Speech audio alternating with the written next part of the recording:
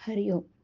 आज गुरुवार 9 जानेवारी 2025. सद्गुरू ब्रह्मचैतन्य गोंदवलेकर महाराज यांच्या प्रवचनातून आज आपल्याला नाम आणि विकल्प छान विचार मांडतायत आणि ते आपण रोज ऐकतोय. तेव्हा आज ऐकूया. नाम घेऊ लागलं की विकल्प उठतात आणि ते घेण्याबद्दलची निष्ठा कमी होते. याला काय करावं? अशी तक्रार आपण सर्वसाधारणपणे करतो ना, पण असं होण्यातच नामाचं महत्त्व प्रस्थापित होत आहे, हे आपल्या लक्षात येत नाही. मनुष्य नाम घेऊ लागला की विकल्पना असह्य होतं आणि मग आता हा नाम घेऊ लागला, आता आपली धडगत नाही, अशा धास्तीने त्याची चळवळ चालू होते आणि मनुष्याला नामापासून परावृत्त करण्याचा ते प्रयत्न करतात. विकल्प हे अतिसूक्ष्म आहेत. त्याचं उच्चाटन करायला त्यांच्यापर्यंत पोहोचणारा आणि तितकाच सूक्ष्म असा उपाय नको का? उपाय पाहिजे ना. आणि तो उपाय म्हणजे भगवंताचं नाम. एखाद्या बिळात सर्प शिरला, तर त्याला बाहेर काढण्याकरता त्याच्यापर्यंत पोहोचून त्याला तिथे राहणं असह्य करील असाच उपाय करणं जरुरीचं आहे. बाहेरून कितीही आरडाओरडा केला तरी त्याचा उपयोग होईल का? उपयोग होत नाही.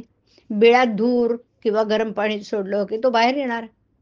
अगदी त्याप्रमाणे नाम घेतलं की विकल्प उठतात. म्हणजे विकल्पांच्या मूळ ठिकाणापर्यंत नामाची आच जाऊन पोचली असं ठरतं. तर मग नाम घेऊ लागल्यावर विकल्प येऊ लागले तर गांगरून जायचं नाही.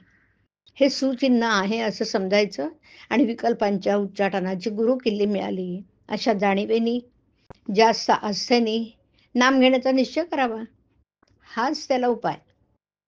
नामाबद्दल सुरुवातीला सर्वांचीच वृत्ती साशंक असते. पण आपण सतत नाम घेत गेल्याने विकल्प कमी होतात. कोणतीही गोष्ट अभ्यासानेच साध्य होत असते. आज खरी भक्ती नाही, म्हणून भगवंताचं स्मरण नाही आणि भगवंताचं स्मरण ठेवण्याचा अभ्यास केल्याशिवाय खरी भक्ती येत नाही. शहाण्या माणसांनी उगीच विकल्प न लढवता भगवंताचं स्मरण ठेवायला आरंभ करावा. विकल्प जाऊन भगवंताचे संकल्प उठू लागले की आपलं काम झालं. आपण रस्त्याने चाललो की नको ती माणसं भेटायचीच. पण आपण आपलं चालणं चालू ठेवावं. तसं विकल्प आले तरी आपण आपलं नाम सोडायचं नाही. पण गंमत अशी होते की वाईट मनुष्य भेटला की आपण त्याच्याकडे लक्ष द्यायचं नाही असं म्हटलं, तरी तो मुद्दाम खाकरतो आणि आपलं लक्ष वेधतो. अशा वेळी त्याच्याकडे पाहूनही आपण दुर्लक्ष करतो की नाही? अगदी त्याचप्रमाणे विकल्पांनी आपले लक्ष ओढून घेतलं, तर नावडीने लक्ष द्यावं, पण आपलं नाम सोडू नये. शंका घ्यायचीच झाली, तर नाम चालू ठेवून घ्या. म्हणजे नामच शंकांचं निरसन करील आणि विकल्पांनाही हळूहळू पायबंद घालेल. पुष्कळ केलेले व्यर्थ जातं.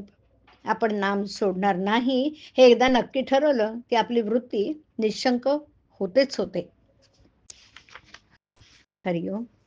हरिओम तत्सत. हरिओम.